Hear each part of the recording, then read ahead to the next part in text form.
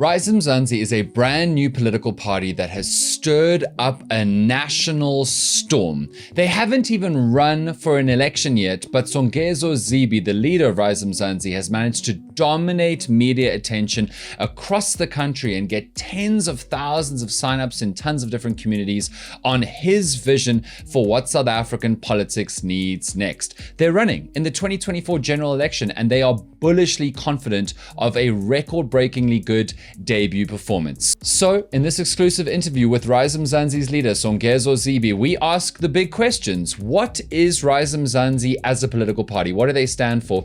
What is the big fuss all about? And why does he think they are going to do so well in next year's general election?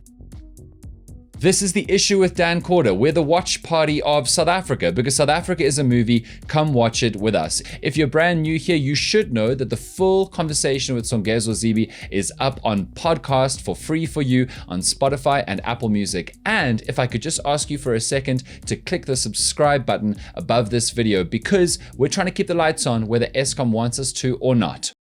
So you can pick any of the beanies. Or the ones that you're wearing. Or these ones. It's totally up to you. You wanted this one, but I just want to tell you, Musi Maimane gave me this. Oh, okay, no, then. no worries. Okay, we'll throw that one away. Worries. Okay, you can go for my head too, but it's totally up to you. Yeah, no, let me take this one. Let me have something light. This is brand new, actually. You're the first to wear this. I haven't even worn it, so that's for you. That's awesome. You and your new political organization, Rise Mzansi, are one of the hyperfixations of media. Like, you guys are getting more media coverage, I'll be honest, than respectfully much more established politicians who've been doing this for much longer. Why? Why do you think so? Because we've got good people. We've got a really good comms team. But I also did media relations for 23 years. Yeah, you were Absa, Glencore, Volkswagen. It was Volkswagen, Extrata, then Absa. In between, I was at Financial Mail and Business Day. It must be terrible to be your director of communications because, if he does a bad job, you know. Yeah. So, what is Rise Mzansi? From what I can see, you guys are trying to be new and young and fresh and kind of free of the old people trappings of modern politics and also the legacy trappings of modern politics. So even a Julius Malema is younger, but he's also ANC stock, ex-ANC Youth League president and all the rest. All of the other major political parties that have come about recently are spin-offs of the ANC to one degree or another, whether you look at COPE or something else. You guys are trying to be brand new. We feel that South Africa in its soul is social democratic. The values of social democracy are freedom, equality, justice, and so on. And we believe that the social democratic values resonate with South Africans. So before anybody in the YouTube comments says he said social democracy, he's a socialist. Yeah. What exactly for you is the social part of social democracy? Because, I know a ton of people who describe themselves as social democrats and they disagree on quite a few things. Yeah. So I think to simplify for anybody who's listening or watching, Dan, if you know anything about Germany or Sweden, we're trying to get to Sweden, Denmark, or Germany. Basically, that's what we're trying to do. What do those societies look like? Those societies are founded on the idea, at least they are social democracies, founded on the idea that our job as a polity, as the people, is to create a political system that makes sure that people can have access to three things. One is opportunity to live their life in the manner in which they want and fulfill all of their rights. Secondly, that when they are weak or they're not able to look after themselves, the rest of us through the state are able to look after them until they're able to get up on their feet. And thirdly, the reason for building wealth and prosperity is to have enough in the tank so that we can do all of this solidarity stuff of looking after everyone, investing in education and so on, none of which are free. But we agree as a collective that this is what we're going to do for all of us. Do you think that the ANC has got social democratic values? Because they've got an extremely robust welfare state. They've just, in the last budget speech, extended the kind of extreme relief for poverty-stricken.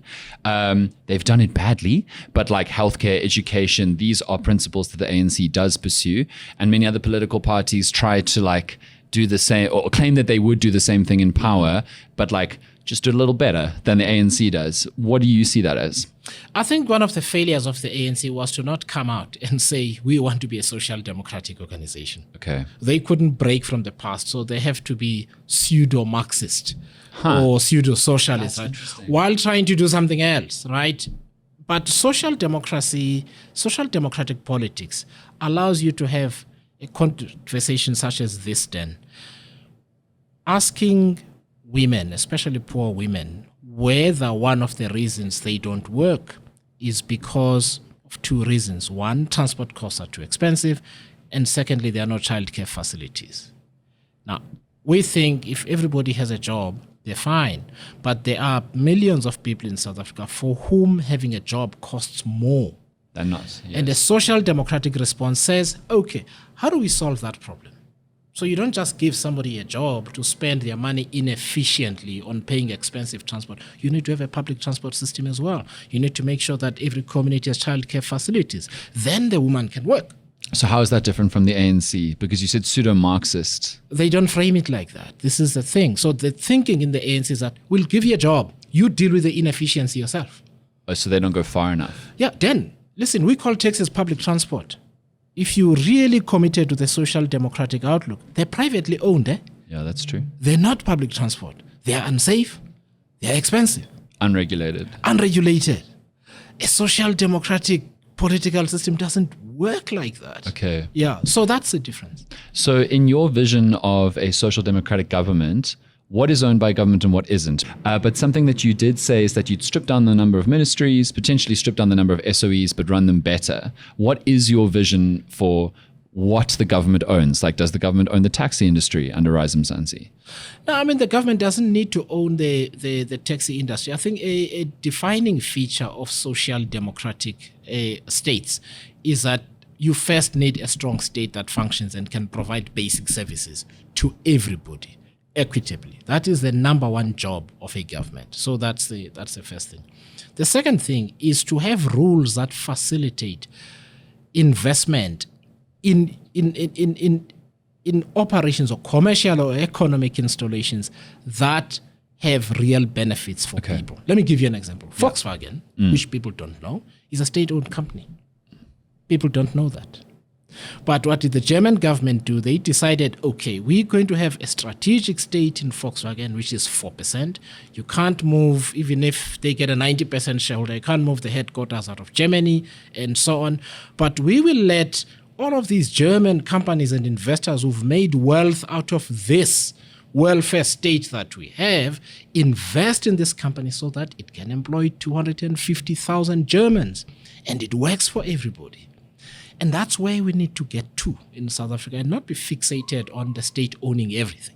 Okay. Because it then owns 100% of the risk and we bail out SAA instead of paying money for school transport. Okay. Yeah. So which SOEs do you think should be owned on the Volkswagen model, where the government owns 4% and there are some non-negotiables in terms of targets and principles and headquarters and working for the country, but the rest of it is private investment?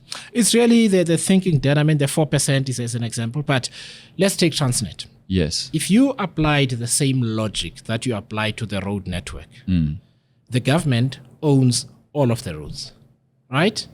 It doesn't own the cars and the trucks, and that works just fine. Okay. Right. Why does the government need to buy any locomotives at all? Okay.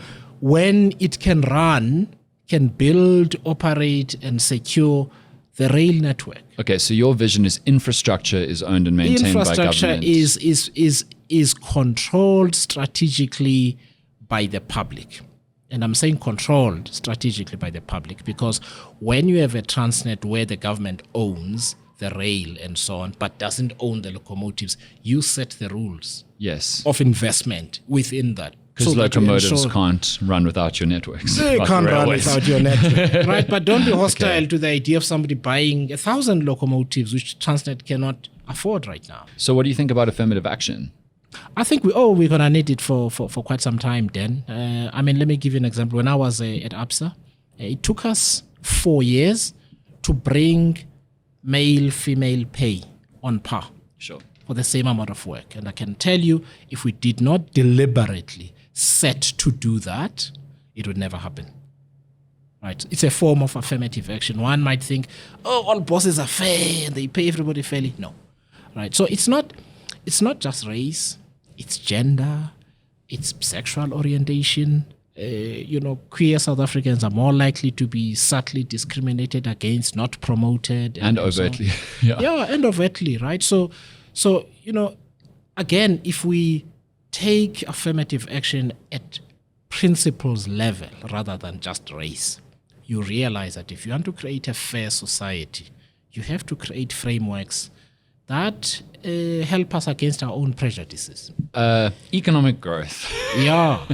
One of the most stagnant political economies, democratic economies in the world. I always tell people that it's a miracle that South Africa has not, yes, we've gone into, like the debates whether or not we've gone into technical recessions over the last handful of years, but like we've not gone into a grand recession. And that, particularly considering load shedding and unemployment rate, is a bit of a miracle, but I don't know how much longer it can last. What are like a couple of the things that you would see? I mean, other political parties who are more capitalist are just like free up the labor market, screw minimum wage, screw labor conditions, maybe even more of like a libertarian approach. What's yours? No, I mean, the things that we need to do, by the way, almost have nothing to do with direct economic interventions. Okay. Dan. So I make this example time and again, so please bear with me. I come from near Coffee Bay. Oh, okay, cool. In the Eastern Cape. Beautiful area of the world. How's the road? Not good. Right. If you don't fix that problem, then that economic corridor doesn't exist. That's true. You understand? There is no water treatment plant or anything like that, either in Coffee Bay or in Hole in the Wall or the Haven or Mtata River mouth and that sort of thing, right? There is no piped water and so on. What do you think happens when you fix that? You invest in those. You've cut out the corruption and you're investing in public infrastructure. Right. In that way, Right. that area becomes like the south of France. Because locals themselves begin investing in their own area. Right? So it's not rocket science. And I feel that the disease of South African politics is looking for a rocket science solution that's going to take care of all the basics without dealing with any of them. Okay. Yeah. Okay. So the age-old boring question for every social democrat, do we have enough money to do all of this? We don't, by the way, which is why the private investment is important. Right. And by the way, let's not see private investment as big businesses in Johannesburg. I come from Mthatha. Crime is bad, is an understatement. Mthatha residents themselves do not want to start a spaza shop or a side gig. Cool. Right? And so if we understand this to be a sort of generally a third world economy where you need a lot of SMMEs and commercial activity and so on, the entrepreneurial spirit is there. The question is, how do we create the environment in which people are able to voluntarily deploy their own money into creating income and economic opportunity? And if we look at it that way, you come to a set of answers, whether it's a person doing a side gig all the way to a large commercial entity that can invest billions. They're looking for presence, they're looking for consistency. For sure. It's those two things. If you can prove that you are present and you are consistent, people are going to vote for you. That is why we have got the organizing model that we have, which is always on in the community all the time. And we think that can propel us to a top 5 position. Top 5? Top 5, yeah. But top 5 could be 5% or 10%, because we're going into this interesting political reality for the first time in South Africa's modern history, where the major parties are crumbling. Yeah. And this is actually a radically exciting time, because there are a lot of political alternatives that look like they could get a 2%, a 3%. You guys looking for top 5, however much percent that is? Conservatively between 5 and 6%, and that's basically the minimum. The rest depends on how much resources we are able to mobilize, specifically because we've got a hectic, always on organizing model, which costs money. But between 5 and 6%, looking at current growth in the organization is eminently doable. When the ANC drops below 50%, you might be approached to be a minority partner in a ruling coalition. With the ANC? Oh, yeah. It's highly unlikely. That they'll ask you, or that you'll say yes, or both? No. I know for certain that they would ask us, by the way. Oh, you do? Yeah, because our politics. I mean, I said earlier that they've been trying to do social democratic politics. So then, for a while. So right? then you would say no. The South African people would have decided at that point that they do not want the ANC to have a majority. Oh. To bring them back via the back door. To bring them back via the back door, especially as an organization like us, you might end up like the Liberal Democrats in the UK. Of course. And not exist in the next election. Totally, because it's just how dissatisfied they are with Labour or the Tories, basically. I hear you. And then you bring them back. But government by coalition in any democracy is horrible. Like, because on the smallest or biggest thing, minority partners could have an outrageous demand, or they could get upset with a majority partner, coalition could fall apart. And with every extra party, there's more jeopardy of that, particularly if you're right and 5 to 6% is realistic as opposed to 1 or 2% like the Good Party with Patricia de Lille, who's just so happy to be here, basically, as a minister. So my question for you then is, would you rather have the ANC get 40% but the most votes, but rule as a minority government? Because that for me is largely a democracy where nothing gets done in parliament, like we've seen in Israel, for example. Many Israeli election cycles have had minority they've Likud had like 60 governments. prime ministers. And like minority Likud governments, and every single bill, you're begging two other parties to stick with you. Do you think that's what's going to happen? I'll say two things. Not if we get 10% or more, which is eminently doable. I think what we believe is that South Africa, the stability of South Africa's future coalition government lies in about 4 political parties. That are not the ANC. That are not the ANC. About 4 political parties that need one another. So we need to mature in South African politics. In Europe, where there's lots of coalition governments, right? You don't look for somebody who's got similar policies to you, right? You look for somebody you can do a deal with. So let me give you an example. Do you know who the most trusted coalition partner in the metros and everywhere is? In South Africa? In South Africa. It's a Freedom Front Plus. Really? Yes. Why Everybody talks because they are pragmatic. Okay. They don't try and get you. They don't try and get you to say ditch affirmative action. Okay. They say, how can we govern effectively? Yeah. Who needs to be in the room? What are the top 5 things that if we all did, we win, right? That's the maturity we're hoping to bring into a coalition conversation. This business that we need to be alike before the election is stupid, Dan. Nobody else where there's a culture of coalitions does it anywhere in the world. But South African political parties are children when it comes to coalitions. In the last 3 years... Now you know why Rise Mzansi exists.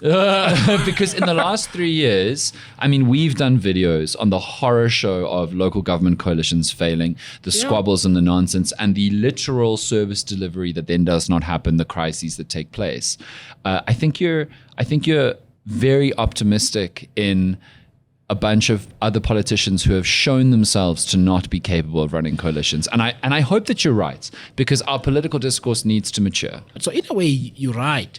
But what we're hoping we can achieve is the idea of a sense of national purpose. Totally. It's a sense of national purpose, and we talk a lot about national purpose generally. And when you've got 4 instead of 9 political parties, as cumbersome as it is, it's a lot less to deal with than, So that's the issue with Rise Mzansi and their leader, Songezo Zibi. Thank you so much for watching. Please let us know what you thought of him and me and the show in the comments. Remember, the full conversation is up on podcast for free on Spotify and Apple Music. And once again, if you can just pop us a subscribe on this channel, it really helps us keep doing this work as we build the show, The Issue with Dan Corder, together. See you next week for a brand new episode.